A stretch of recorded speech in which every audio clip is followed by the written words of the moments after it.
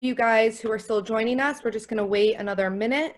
We still have some people who are joining the call.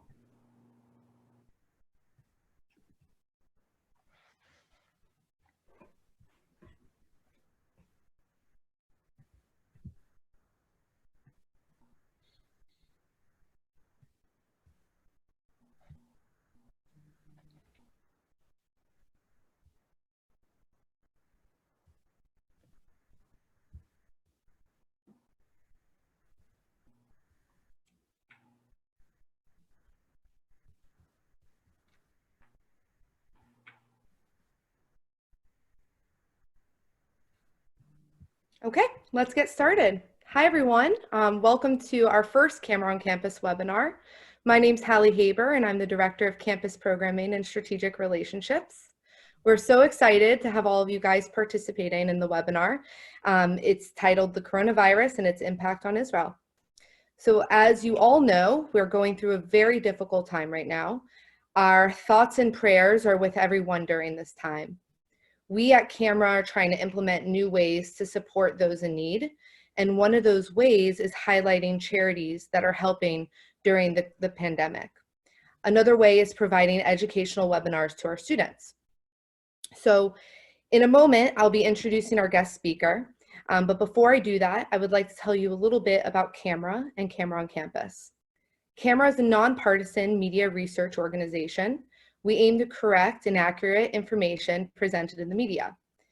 In the campus department, we focus on correcting information in the campus papers, in the classrooms, and through guest speakers.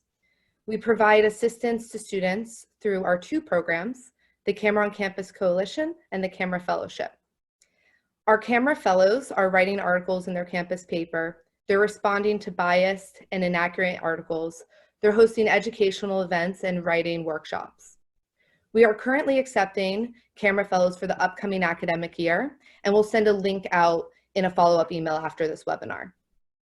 We train our students to expose and correct misinformation, spread about Israel, and proactively educate about Israel in the conflict.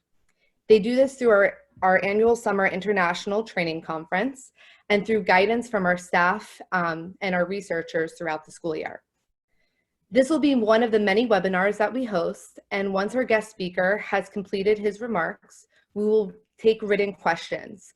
So you can use the Q&A feature at the bottom of the screen to ask questions throughout the talk, and then we'll make sure to answer that at the end of the webinar. So it is my pleasure to introduce Sean Durns. Sean is a senior research analyst for the Washington, D.C. office of Camera. His writings have appeared in the Washington Examiner, the Jerusalem Post, the Daily Wire, The Hill, and elsewhere.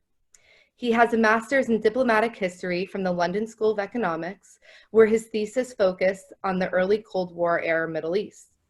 Prior to Camera, Sean worked for several Washington, D.C. based think tanks and for a former U.S. Undersecretary of Defense.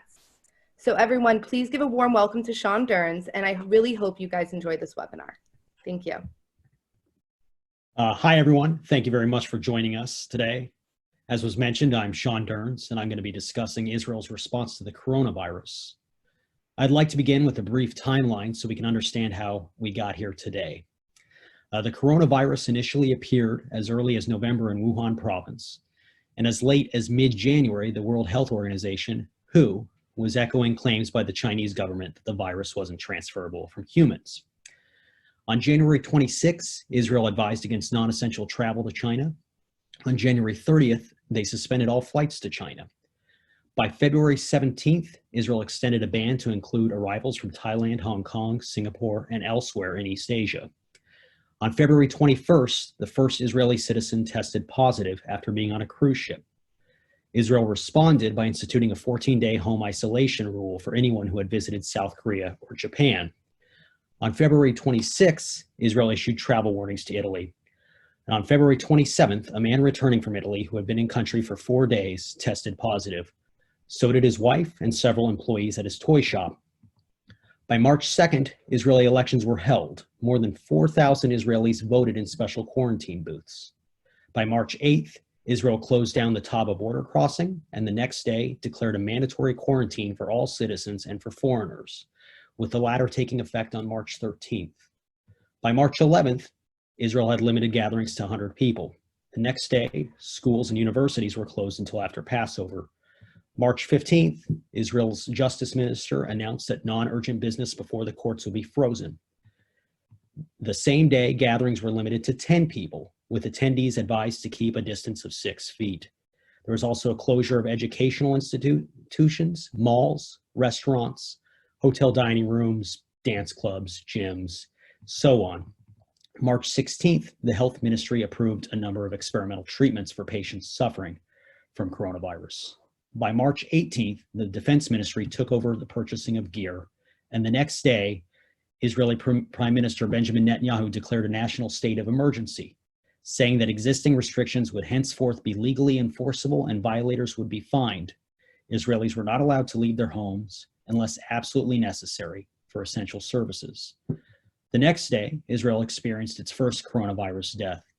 At least 4 other deaths have happened since then. By March 25th, more restrictions were put in place. Israelis were no longer allowed to have freedom of movement after the government approved a set of new restrictions, which were passed on Tuesday by the government, that forbid the public from walking more than 100 meters from home to help combat the spread of coronavirus. So as what we see here is a steadily increasing recognition of the threat that the coronavirus poses to Israel. And I'm going to be discussing a bit why that's the case, why Israel has reacted the way it has reacted, and kind of hopefully provide some insight for everybody. It's important to note that this, of course, has severe economic ramifications throughout the world, and certainly in Israel. As elsewhere, Israel's economy has been dramatically impacted by the coronavirus. Initially, private sector firms exceeding 10 employees were required to reduce staff presence in the workplace by 70%. Unemployment has risen dramatically, with some estimates indicating 19% unemployment. Less than a week ago, it was 16%. Israel's much lauded tech sector provides a level of flexibility for its citizens and for its economy. More people and businesses are able to work remotely than in many other countries, certainly in the region. This should help soften the blow. The prevalence of tech in Israel's celebrated innovation will also help. More concerning is Israel's industrial capacity. While better than many of its Western compatriots, as a modern tech-based economy, Israel's ability to mass produce certain goods can be hindered by this, but will perhaps be mitigated by the strong role that the IDF plays in Israel's society economy and its own proven ability to quickly adapt, as documented in numerous books, including Yaakov Katz's recent book, The Weapons Wizards. Israel has taken drastic actions, and for good reason. The country is in a precarious position for reasons relating to geography, size, and culture. First, size. Israel is a small country. It's roughly the size of New Jersey. Many portions of the country are densely populated. Secondly, geography. Israel is surrounded by countries, failed states, and polities ruled by non-state actors and even terrorist groups that, suffice to say, don't prioritize the health and well-being of their citizens whatsoever. In addition to refusing to recognize Israel, many fail to maintain any relations with the Jewish state. So, for example, can Israel trust Syria's capability to control its pandemic and borders, let alone its claims that it'll do so? Probably not. Egypt and Jordan are comparative bright spots as far as relations, cooperation, and functioning governments go, but this is purely by comparison. Jordan elected to shut down its own border with Israel, and crossings with Egypt were shut down by Israel. By contrast, you have Hamas, the US designated terrorist group that rules the Gaza Strip, as well as certain areas that are in Syria and Lebanon, which are really not ruled by anybody, and at one point, in some cases, were even ruled by ISIS. It is for this reason that Israel is actively cooperating with the Palestinian Authority, the entity that rules much of Judea and Samaria. Both seem to recognize a shared interest and objective at this point, and that both want to contain and mitigate the virus as best as possible. To date, Israel has delivered hundreds of medical kits and supplies, including coronavirus test kits, as well as protective gear, to the Palestinian Authority. Indeed, the PA and Israel have established a joint operations room to combat the virus, as the Jerusalem Post first reported on March 18th. One unnamed Palestinian Authority official told the Jerusalem Post that, quote, anybody who opposes cooperation with Israel in the medical field would be acting against the interests of our people. This is the time to lay aside our differences and work together against the pandemic, which does not distinguish between a Jew and an Arab. Major Schaefer, who is the head of the International Department of the Civil Administration, said last Wednesday that in the last 3 weeks, the Office of the Coordinator for Government Activities in the Territories, COGAT, in collaboration with the Health Ministry, has been working to aid the Palestinians in light of the outbreak. He said, in light of the great importance of this issue, Israel delivered to the PA 400 medical kits, enabling observation of the virus, and 500 protective equipment kits for Palestinian medical staff and security forces. Also, he noted, there are joint tutorials and professional medical workshops for Israeli and Palestinian medical staff, where they are given the knowledge regarding the virus and proper tools in dealing with it. Currently, crossings are closed, but he added Palestinian workers employed in agriculture, construction, industry, and services may still enter Israel, and all workers entering Israel are subject to accommodation in Israel for a period of 1 to 2 months, which is under the responsibility of Israeli employers. Workers who chose to go back to their homes in the West Bank earlier than that period will not be allowed to re-enter Israel until further notice. Bethlehem, which is under rule by the Palestinian Authority, has been particularly hard hit. So now some good news. The other reason that Israel is particularly concerned lies with demographics and culture. According to one 2015 study, an estimated 11% of Israelis are 65 or older. This is not an insignificant amount, but it is slightly less than the United States, and it's nearly half of some places in Europe, like Italy. That bodes well for Israel, considering that the virus is dramatically more lethal for the elderly. Now, the downside, and this is where culture comes into play. An estimated 25% of Israeli homes have an elderly member of the family cohabitating. This isn't unusual for the region, but compared to the United States, it's much, much higher. Given that the virus is very easily transferable, including from the young and non-symptomatic, this is a significant hurdle for Israel to cross. Another issue is the Jewish faith is a very communal faith, one that emphasizes gatherings. Israel has taken steps to mitigate this and the role that that can play in spreading the virus, but inevitably and unfortunately, not everybody will listen. Israel is also a victim in some respects of its own medical success. Like the United States and others, pioneering medical advances have resulted in less beds. The emphasis has been on getting patients out of hospitals quickly. This has led to less infections and lower costs for hospitals, but it also means less bed and less preparation for a major sudden influx of patients. Israel's political circumstances are unique. The Jewish state has held 3 democratic elections in the last year, each with inconclusive results, and it has been unable to form a government. That's possibly changing today with new developments, but we'll see. Prime Minister Benjamin Netanyahu is also facing corruption charges that the Israeli premier and his supporters argue are flimsy at best and politically motivated at worst, but which others, including some of his political opponents, believe to be legitimate. Israel then has 2 crises, a political one, which preceded the current pandemic one. Suffice to say, these are not ideal circumstances for a tiny nation with a significant elderly population to be handling a global pandemic. Indeed, it can be reasonably argued that these circumstances, including political gridlock, make decisive action more imperative. Israel itself is in a very unique predicament when it comes to confronting the virus. In a March 10th, 2020 interview with Dr. Tomer Hertz, an immune system researcher and head of microbiology at Ben-Gurion University, the Times of Israel highlighted the dangers.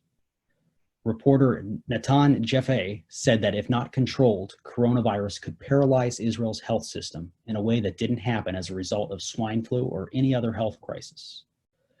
As Hertz told the Times, even with 10% of the people with corona needing medical treatment, an occurrence which he said is quite possible, there might not be enough beds. Hospital wards in Israel right now are at about 80% capacity, and there are not a lot of free beds. And I should note this was several days ago. So almost certainly that has deteriorated. Given the virus's high transmission rate and its proclivity to lead to more problematic and lethal outcomes for senior citizens, this statistic also provides cause for increased concern. By some estimates, and this is according to remarks by Israeli Prime Minister Netanyahu, as many as 1 million Israelis are expected to get the virus, and up to 10,000 might perish. There is reason then for a small country the size of New Jersey to take decisive action. From the beginning, Israel has reacted more forcefully than many other countries, quickly initiating border controls and quarantines. Israel has also acted unselfishly, beyond aiding the Palestinians. Israel's leading drug producer announced last Thursday that it'll donate 6 million doses of anti-malaria drugs to the United States in hopes that it could be helpful to treating coronavirus symptoms. Teva Pharmaceutical Industries said the drug could potentially treat people with the coronavirus and will ship the tablets through wholesale resellers nationwide by the end of the month and will provide 10 million doses in total. We are committed, Teva's executive vice president, Brendan O'Grady, said, to helping supply as many tablets as possible as demand for this treatment accelerates at no cost. Unfortunately, Teva's announcement, as well as Israel's sizable donations to the Palestinian Authority and their establishment of a joint operation room with the PA, have been ignored by most major US news outlets. And this is where Camera's work comes in, fact-checking the press, serving as a source for factual information at a time of international crisis. It's vital. The Washington Post and other US news outlets, for example, failed to cover Israel's aid to the PA or Teva's donation in their recent reports on the coronavirus and its impact in the Middle East. Instead, perhaps unsurprisingly, but very unfortunately, many have taken their narrative-based reporting to the next level, with op-eds appearing in The Atlantic, The Washington Post, and elsewhere, which absurdly conflate Israel's drastic actions with a dictatorship. Old and inaccurate talking points have also reemerged, such as Israel's blockade of Gaza. Media reports have failed to note that Israel allows in medical and other essential goods, that the blockade was itself a response to Palestinian terrorist attacks, and that it is also maintained by Egypt. Instead, of course, unfortunately, you have this fixation on Israel. Camera has managed to obtain corrections from news services like the Associated Press, which are providing much of the frontline reporting amid this crisis. And just like in wartime, Israel's enemies see this, unfortunately, as an opportunity to strike at the Jewish state. Many have, predictably, reacted poorly. As Palestinian Media Watch has documented, the PA has taken Israeli aid while simultaneously comparing the Jewish state to the coronavirus. This, too, has not been covered by many Western news outlets. The PA has also criticized Israel for closing down mosques. Of course, they also closed down synagogues, but the PA doesn't talk about that. Yet on the same day that it had criticized Israel for closing down these mosques, it criticized Hamas, the Gaza-based rulers, for keeping them open. And as dastardly, groups like If Not Now have taken to blaming Israel for the crisis in Gaza, omitting that the terror group has misspent aid money that could be used to protect its population, instead choosing to spend it on terror. Yesterday, it was announced that Israel sent 3,000 coronavirus test kits and 50,000 masks to Gaza. Thus far, the media has largely failed to cover this story. Camera, however, will be actively working to highlight it. The truth about Gaza and the truth about Israel's actions can be found at our website, www.camera.org. Camera is well equipped to act as a resource in a time when the truth seems increasingly hard to come by. And in many respects, we've been ahead of the curve. There's been a lot of controversy, for example, about the role of the World Health Organization, WHO, in this pandemic. But as Camera's Ricky Hollander has done in the past, she noted issues with WHO relating to their biases and their overt politicization of important health issues. Now some final news. Unlike many other countries, particularly Western democracies, Israel has a tradition of mandatory service and communal sacrifice. Israelis have gone to war, at times suddenly, with little notice, and at times ill-prepared, far more than their compatriots in the West. Israelis are comparatively more used to sacrifice and notions of a common good. While extremely diverse, Israel has a shared sense of common purpose and national unity. And I would argue that these are in greater abundance in Israel than in many places in the West, where nationalism is treated as profane. In short, Israel's civil society is extremely strong. Its ability to rally together is extremely strong. That's not a small thing when you're confronting a pandemic and its resultant social, political, and economic effects. I want to conclude by noting that this is a perilous moment for Israel and for much of the world.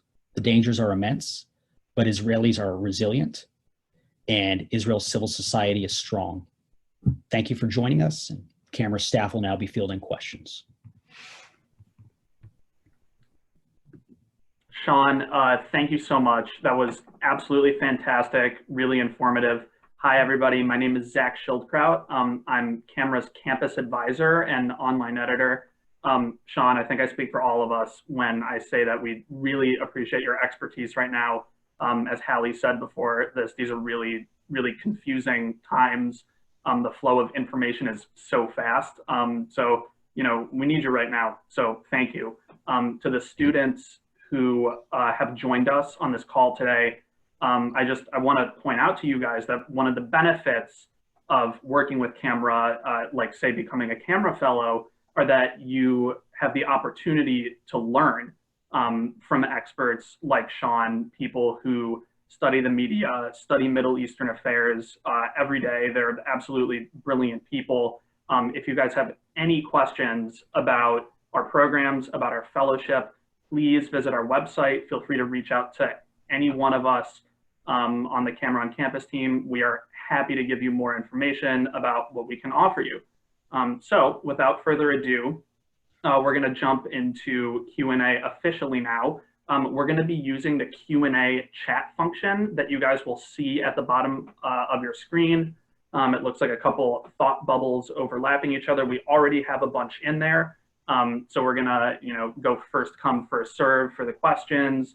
But it looks like we have a lot of time left. So if there's anyone who thinks of a question and you want Sean to address it, feel free to type it in the chat box and I will try to get to it. So let's get started. Okay, we'll start with this one. Sean, someone is asking, how has Israel's response to the coronavirus been different than that of the US specifically? That's a fantastic question. So Israel, I think, reacted much more forcefully and more quickly in terms of border controls and quarantines. Part of that is reflective of not only Israel's unique circumstances, as I discussed in my talk, but the region itself. Israel is surrounded by countries that are, in some cases like Syria, lacking governance in many areas, and in other cases are governed, and I use that term loosely, by terrorist groups. So Israel, I think, felt that they didn't have any time to spare and any time to waste, so they reacted much more forcefully, more quickly with quarantines and border controls. And then there was also, of course, the use of technology to track coronavirus and those who might have it and those who might be in danger of getting it. Gotcha, cool. All right, let's see what else we have here. Okay, so the next question we have here is, do you think that other Middle Eastern countries are going to be willing to accept Israel's help in this situation? That's a fantastic question. Yes, I think that many will, and it wouldn't surprise me if Israel has even been aiding some behind the scenes. Certainly in terms of the Gulf states, I think that they'll be very receptive to aid. In other cases, that might not be the case. For example, Iran, the leader Ayatollah Khamenei has declined U.S. aid, and I certainly don't think that he would take overt aid from Israel. But who knows? These are very dire circumstances, certainly for the world, but in particular for the Middle East. This is a region that has very poor governance, and their public health systems and infrastructure are really not meant to deal with the pandemic. And I think that it's going to be a very ugly situation for many countries in the Middle East. Yeah, absolutely. It's unfortunate, but luckily Israel has a lot of resources to help. So hopefully good things come from that. I think this is a really interesting question asked by our very own international campus director, Aviva, who is on the call with us. She's asking, there have been a few recent attacks against Israeli civilians by Palestinians in the West Bank.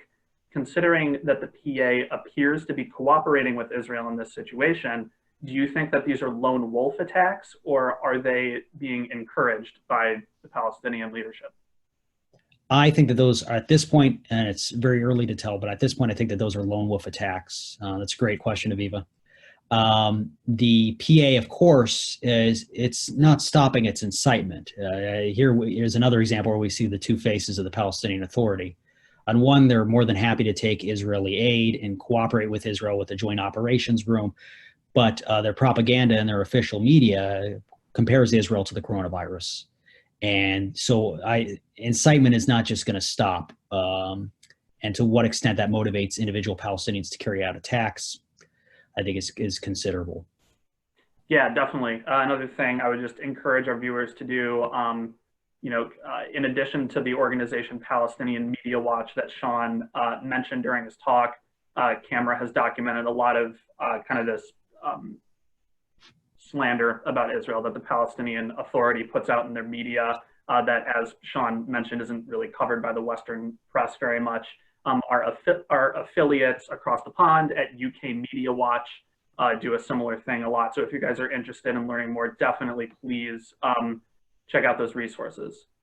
We have another question coming in, which says, how is Israel dealing with food / grocery distribution? Have they figured out how to minimize interpersonal physical mingling with deliveries or pickup? That's a fantastic question. This is one thing I think on an optimistic note, and similar to the U.S., we, unlike in previous pandemics, say the Spanish flu and so on, we have the Western world, and Israel as well, has considerable technological resources and the ability to communicate for getting grocery deliveries and minimizing risk and minimizing gatherings. So I think that certainly many kinks are still being worked out. The system is imperfect, it's overflooded. But at this point, I think Israel has considerable resources in that regard that will allow it to limit the pandemic and limit the spread of coronavirus. Cool, gotcha. Okay, let's see what else we have here. Okay, we have another question that says, has Israel been fielding more cybersecurity attacks during this time of crisis? And are there any particular agents that they've been stemming from? That's a great question. Not that I'm aware of. However, it's important to keep in mind that terrorism doesn't stop because of pandemics. And threats from Iran, the Islamic Republic, really, its goal remains to destroy Israel. Its proxies are still active in the region. They've, in fact, been spreading coronavirus throughout the region via their Quds force. And that they're not going to stop attacking Israel. There's going to continue to be cyber attacks. They have no reason to. They're not really particularly concerned about their own population. So in that sense, looking at Iran as the chief problem in the region, the chief country that foments terrorism, that's not going to stop. I can't say whether for the moment there's been increased cyber attacks or not. I don't know. But will there be? I would think it would be likely in my judgment. Cool. All right, another interesting question coming in. It says, we know from past experience that Palestinian leaders, especially terrorist groups like Hamas, maximize Palestinian civilian casualties as a tool in their propaganda war against Israel, like with the use of human shields, launching weapons from crowded places, so on and so forth.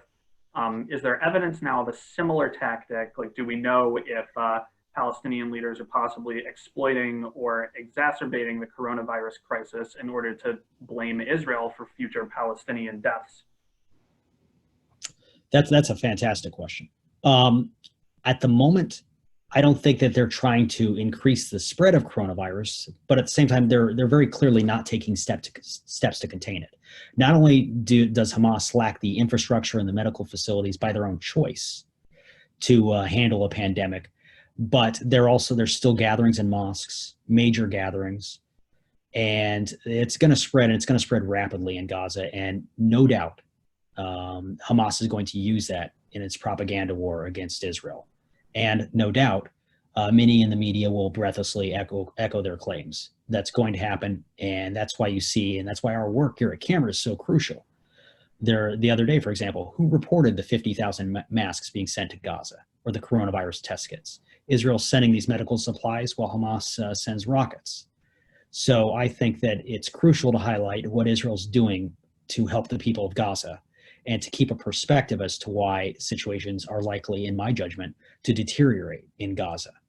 Because this is a leadership, it's a terrorist group, which has failed completely and purposefully to prioritize the well-being of its citizens. That's not going to change because of coronavirus. They certainly, I don't think, want it to spread to where they're in danger and where they're looking at a possible coup or overthrow or major social strife aimed at them. But that being said, they're absolutely going to use this against Israel. And they already are, and the media is going to breathlessly repeat their claims. Yeah, I mean, it's sad, it's unfortunate, but that's why we do what we do at Camera. So another question, could the lack of cooperation between Israel and other Middle Eastern countries have a wider negative impact on the world effort to combat the virus? That's a fantastic question. Quite possibly, yeah. I don't think that countries that have refused for half a century and more to recognize Israel or its legitimacy or to work with it are they're hindering themselves, of course. And this is Israel's by far and away the leader in terms of innovation and medical technology in the region. I think that countries failing to work together to control a pandemic is going to just increase the spread and increase the lethality of the pandemic, which does not recognize borders. This is true. Right. Yeah, of course. Do people in Israel believe that the coronavirus started in China, or is a misinformation campaign on the part of China kind of creeping itself into the public conversation? I don't know if that's sort of off topic or more political than we want to get into. I'll leave that up to you, Sean. Yeah, I'd be reluctant as somebody that's not in Israel to say what Israelis believe or what they think regarding China's disinformation campaign. But I should note that that disinformation campaign is global, and it's definitely not. They seek to blame the United States and to foment strife not only within the United States but within the world. I think that the elements of the Chinese Communist Party view this as a chance to seize greater power, greater balance of power throughout the world, and that's gonna include the Middle East as well. Right.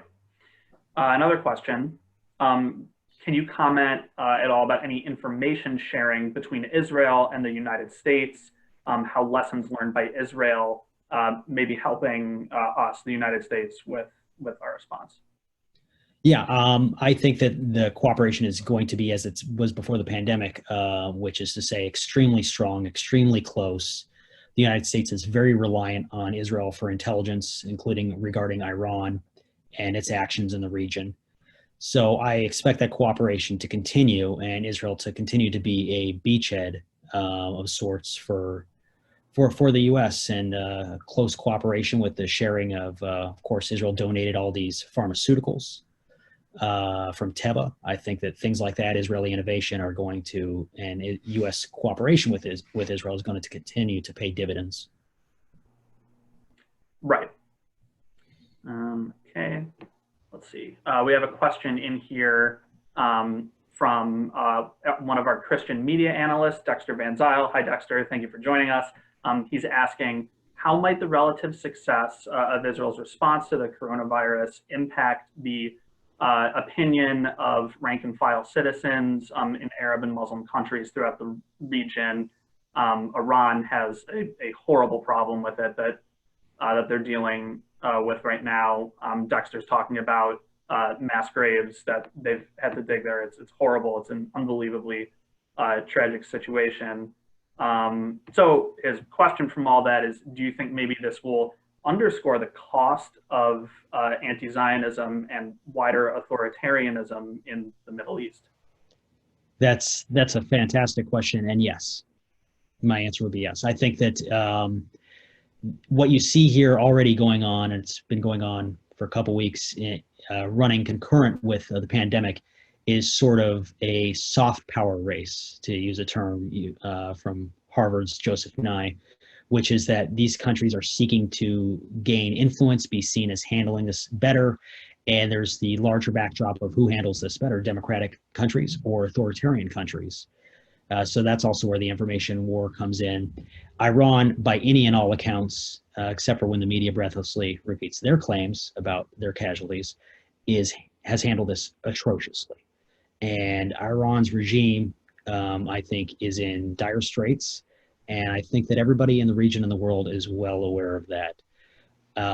Israel's measures, I think, are going to benefit Israel in the long run, not just in terms of helping its citizenry stay safe and healthy, but in terms of letting everyone know that, look, you have this country here, and it's managed to do so far quite well, despite significant hurdles, as I outlined in my talk. Right, absolutely. Another question coming in. This one is from Elliot Orenstein. He is our camera fellow at King's College London. Hi, Elliot. Glad to have you with us. Thank you for putting a question in there. And his question, Sean, is can you address the long-term effects of the measures being taken right now, specifically in terms of the economy and the culture that you talked about in your talk? Yeah, that is, and this, of course, is very much guesswork on my part. The long-term measures and effects are going to be significant from this. I think this is an epoch-defining moment in the way that the Great Depression was many decades ago. You have countries whose economies have sputtered to a halt, and a race for great power between China and the United States going on behind the scenes as well. So I think the ramifications for this, which I would be very hesitant to guess on, it's just still way too early, are going to be significant, very significant for the region. We don't know how this is going to unfold. You have all these countries surrounding Israel that have extremely weak governance and very bad infrastructure, and many of them don't care about their citizenry. Certainly in Lebanon, which is de facto controlled by Hezbollah, the US designated terrorist group, Lebanon is also rife, just like Gaza and other places that have bad governance, for really dramatic ramifications from this, I think. So we're gonna have to see what happens, but I would bet it's gonna be significant. Okay. All right, we have another one here from Josh Eibelman, who is our current Cornell University camera fellow. So hey, Josh, how's it going, man? Thanks for the question. Sean, do you know if there's any known cooperation right now between Israel and Egypt and or Jordan with this issue? Yes, there is cooperation. It's a great question between Israel and Jordan, and Israel and Egypt as well. So this is where one of the benefits that we see from these countries laying down their arms and recognizing Israel's right to exist is, of course, cooperation, and that just serves their population better, and it serves Israelis better, and for that matter, it serves the world better. This is a really, really good question right here. Really interesting. It was reported that Iran sent Doctors Without Borders out of the country and refused that organization's help in dealing with this crisis. Can you comment on that? Have you heard about that particular story? What might the motivation for something like that be? Yeah, Iran right now is engaged in a massive cover-up, just as is China. Both these authoritarian regimes are trying to cover up the spread of the pandemic, which spread in the region and worldwide, in China's case certainly, through their own actions and inactions. In Iran's case, they forced people for a show out to the polls, even though they don't really have free and fair elections there, but they wanted mass gatherings in early February. This, and also some ties with China, helped spread the pandemic very fast in a country which already didn't care about its own population and had an overburdened healthcare system. So Iran is kicking people out, and they're engaged in a mass cover-up. We know from satellite imagery that they've dug mass graves. We don't know how many have been filled, but any casualty stats coming from either China or Iran, I think, should be viewed with a considerable skepticism. Yeah, that makes sense. We have another question here that relates to food and groceries. Why do you think stockpiling of food is happening less in Israel than in other Western countries? Could that be a function of kind of more intense crackdowns on the part of the government? What do you think? I think that Israelis are more used to dealing with crisis certainly than in America and in many parts of Western Europe. Some parts of Israel are used to taking rockets from Hamas.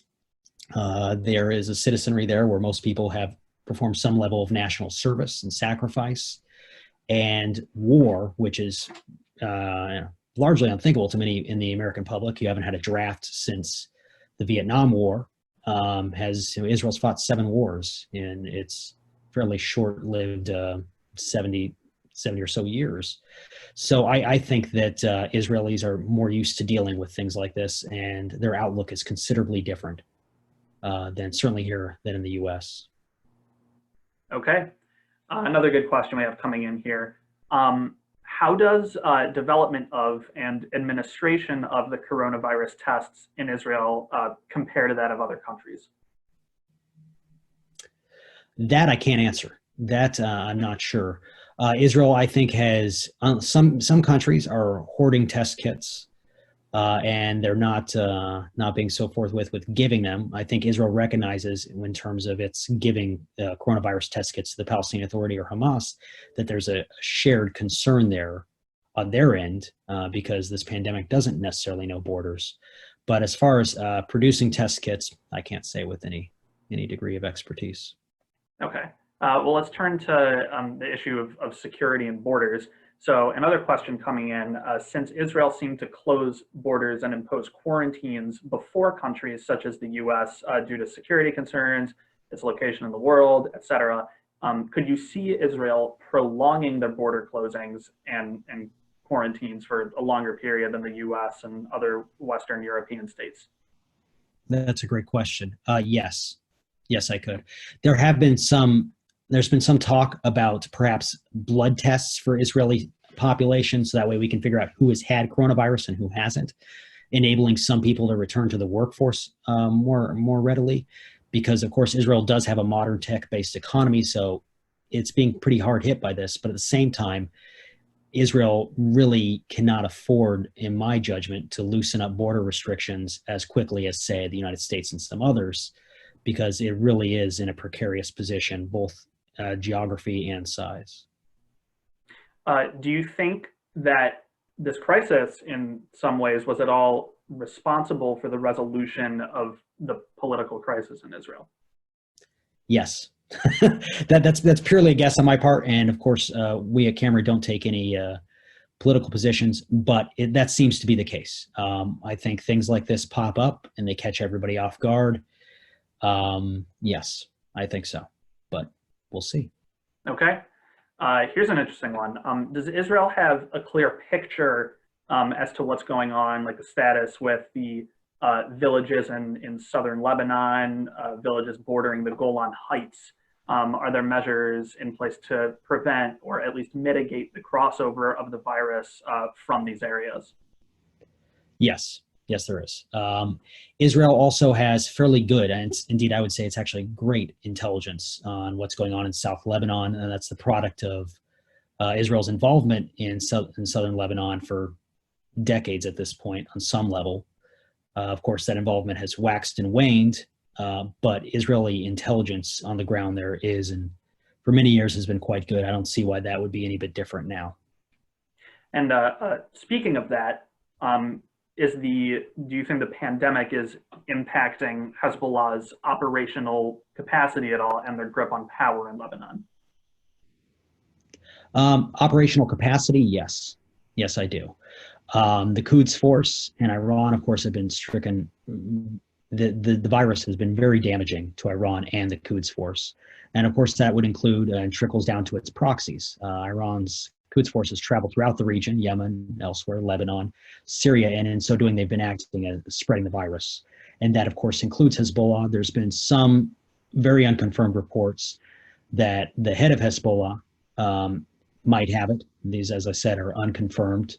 But I think that the operational capacity of Hezbollah has been very much affected by coronavirus. As far as their grip on power in Lebanon, that I'm much more skeptical of. I think Hezbollah has had a grip on power in that country for much longer than has been commonly really recognized. In the last couple of years, you've seen more analysts really highlighting it as it's become virtually undeniable. But I think Hezbollah, of course, it's a terrorist group and they rule by force. And they have no problem killing or kidnapping. And there really isn't another power in Lebanon that is their equal, unfortunately. Okay, let's pivot right now to European issues, get away from the Middle East for a second. This question is coming in from our UK campus associate, Georgia. Hi, Georgia. Thanks for the question. So her question is the forecast for the British healthcare system's ability to deal with the crisis is unfortunately grim. Would you be able to speak to how Israel's healthcare system compares to theirs? So I think that Israel is in a very similar position, not as dire as Britain, in part because they took some border control measures very early on and quarantines very early on comparatively. But much of the Western world, which has seen these advances in medicine, I think it's been a double-edged sword. They've managed to reduce beds and not have a need for ventilators because of advancements in medicine. But of course, that doesn't really help during a pandemic. And Israel, in that sense, is not in a different position from Britain, the United States, and elsewhere regarding beds and capacity. Right. This is an interesting question coming in. Do you know if the Orthodox community in Israel are doing things like virtual minions? Some are. In fact, I think many are. There have been some instances where that hasn't been the case and where there's been concern that they weren't cooperating as actively as perhaps as they should.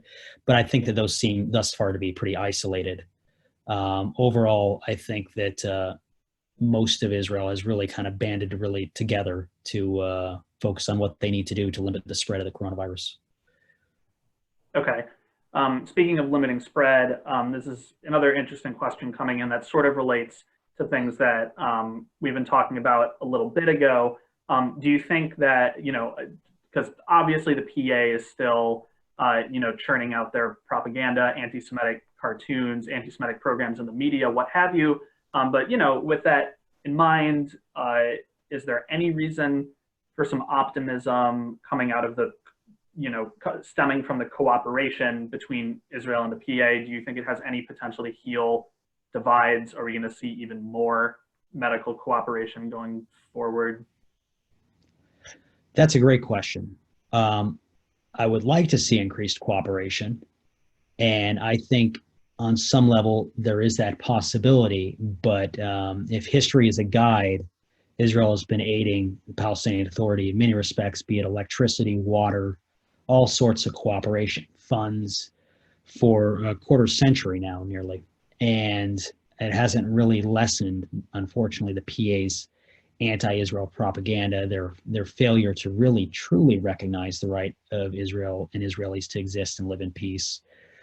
So unfortunately, with history as a guide, I'm a bit skeptical in terms of longer term increase in cooperation or change in attitudes, but you never know.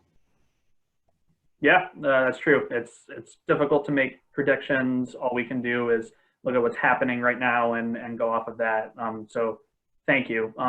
Another interesting question coming in.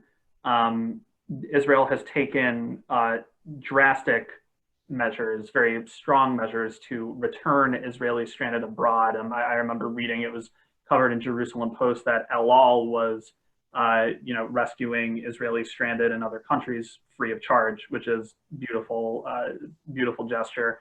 Do you know if there are any Israelis who remain stranded abroad with limited healthcare facilities? Are there more plans on the part of El Al or anyone else in the government to bring Israelis home? I would imagine that there are still many Israelis throughout the globe that are stranded. And I would also imagine that Israel will spare no expense to get them home.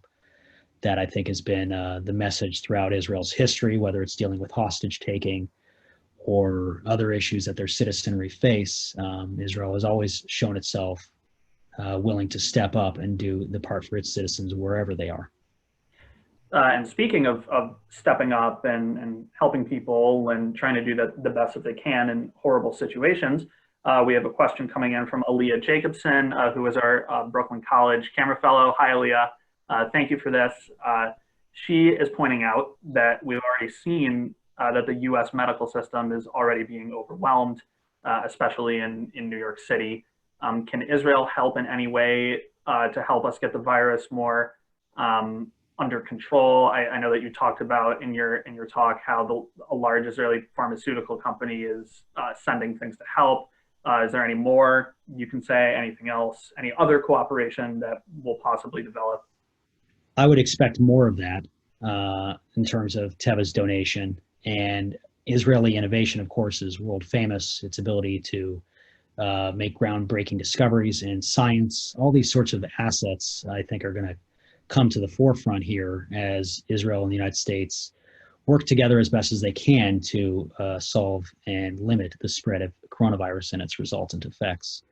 So I think that Israel will continue to do what it's been doing and illustrate the importance of them being an ally to the United States. Right. Oh, this is a fascinating question coming in from Josh. It's another prediction. Again, speculation about the future. I know those are hard to, answer, but of course, when things are so uncertain, people want to know, what's going to happen. So I definitely understand why these questions about the future are coming in. So I guess I'll ask this one anyway. The question is, broadly speaking, do you think that this crisis is going to lead to a resurgence in nationalism across the world, or do you think it will strengthen kind of more international cooperation? So my own opinion, this is purely a guess and purely my own opinion. Yes, I don't see how this doesn't emphasize or strengthen nationalism. It's still very, very early in the ball game. We don't know how this is going to play out yet, but I don't think many people are going to be looking at this and saying, geez, we need more free-flowing goods and people between borders, and that the WHO and other international organizations have done a great job here. Very early to tell, but I don't see how they could come away with a different takeaway, but who knows? Okay. And on that note, it looks like we have gotten through most of the questions. We're getting near the end of time here. Hi, everyone. Sorry if my video function, it seems to have not been working throughout the webinar, but this is me. Hi, I'm Zach. Again, we really, really appreciate having you all with us. Sean, this has been absolutely amazing. We really appreciate students, other people who are joining in. We really appreciate your taking the time to join us.